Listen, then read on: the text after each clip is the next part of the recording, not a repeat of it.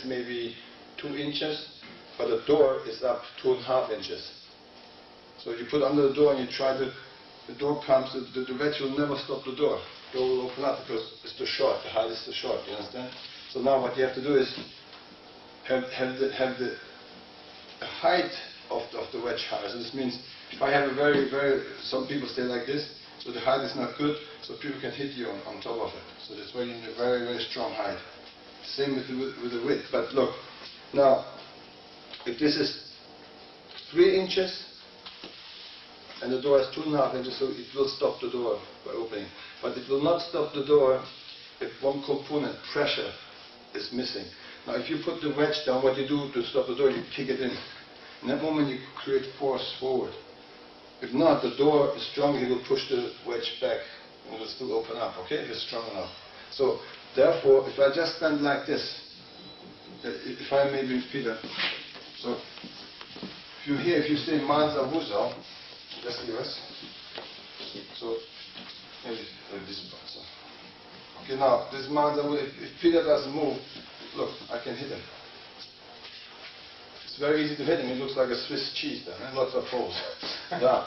The same thing, watch, if you're here, so this is the same thing which I meant by if the wedge is not high enough, the end of a triangle. So if this is too close to his chest, okay, so because our protection doesn't start on our chest, it starts from the elbow, because the elbow is a length, so you can move. There's a bumper, there's a tolerance room from here to here.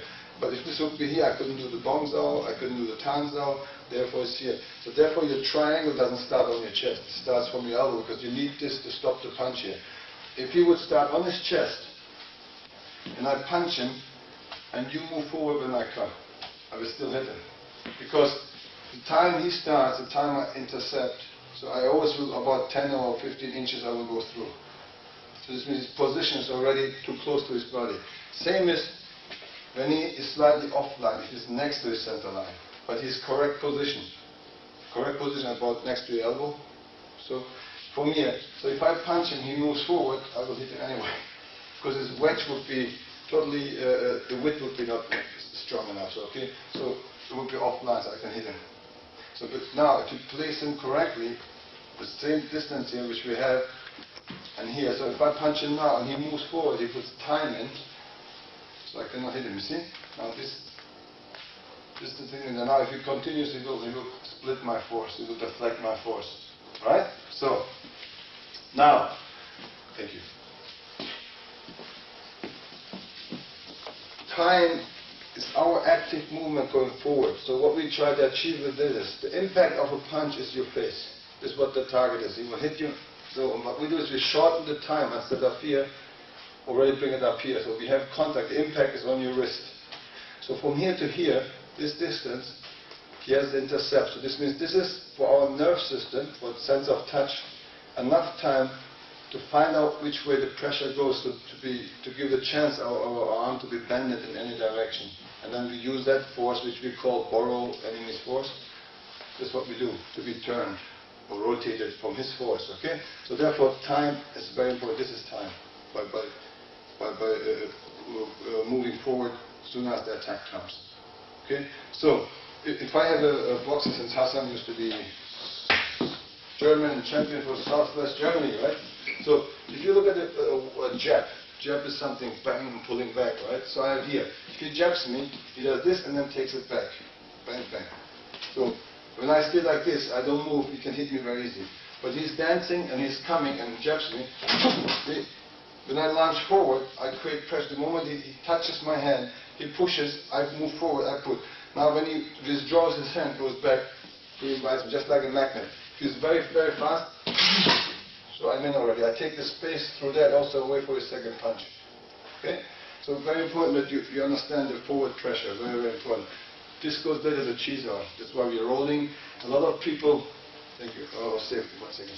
A lot of people think, Chi Sao is fighting. I have lots of people come over from different Wing Chun styles and say, oh, see for Emin, well, I'm doing so many years Chi Sao, and can we do it? And I must check out how you use it. I say, hey, listen, I'm not a dummy here, where I can come here and do Chi Sao. The Chi Sao is nothing else than just a method to implant reflexes.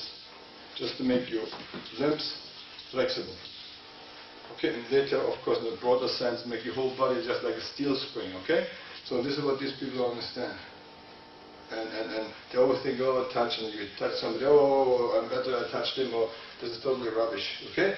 So it's nothing as a teaching or training method. Now, so once we understand the center line, how to mathematically recreate it and verify our theory, so for everybody, so it becomes your theory. So you place our hands exactly there. See? Now I have the wedge in every direction, this way and this way.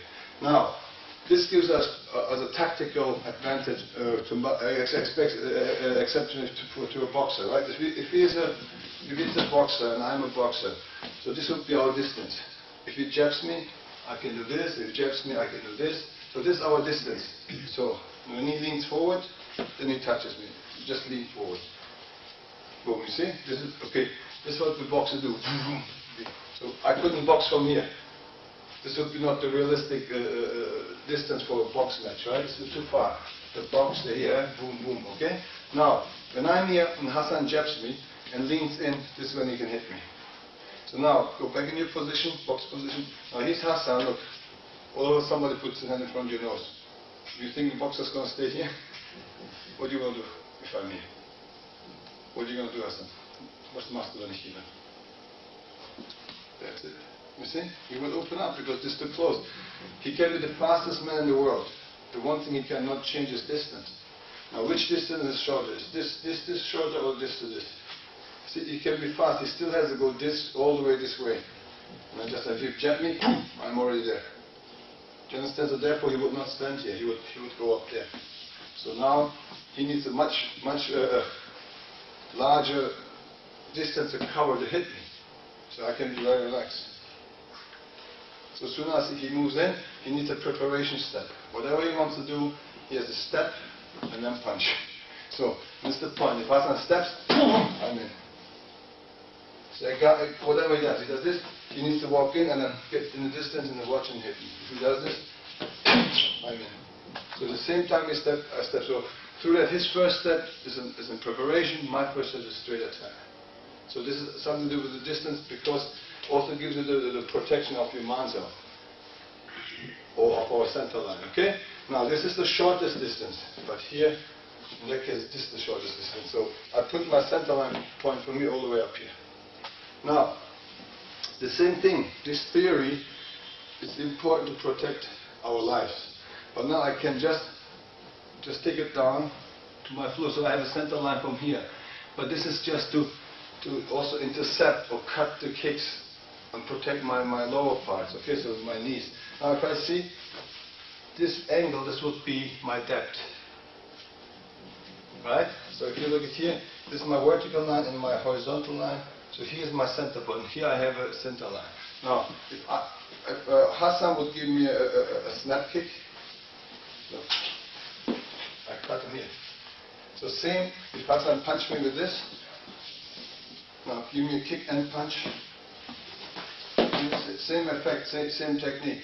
So because I have the same concept down here with the center line. Or if Hassan kicks me with this, see, it's the same here.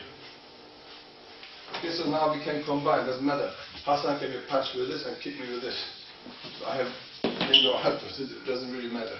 So everything you later do on the center line, you're cutting the incoming punch. Look, if he punches the ears, just go in ears. Hassan punches, look, I'm outdoor, so, and then I have my elbow low, it's a substitute for the angle triangle. If he's Hassan here, look at the effect. So he's split him. The same thing, if my elbow is low, he's split over there. Okay? Now, here is already that side of the wedge. I will split him. If he comes with this, you see? If he comes with this hand moves too. So you move both. There's still the triangle is always there, your wedge concept. Now, if your Hassan comes with this, if your Hassan comes with this, I'm diagonal, still the same. So later on, we can mix the punches. This has all something to do with your Chi Sao. Because everything we do, we apply the center line on it. Okay? So, now if you look at your Chi Sao, let me finish the legs first. Look, doesn't matter here, it's the same. He can punch me with any hand, I can always deflect his force. This is where really Bruce Lee got his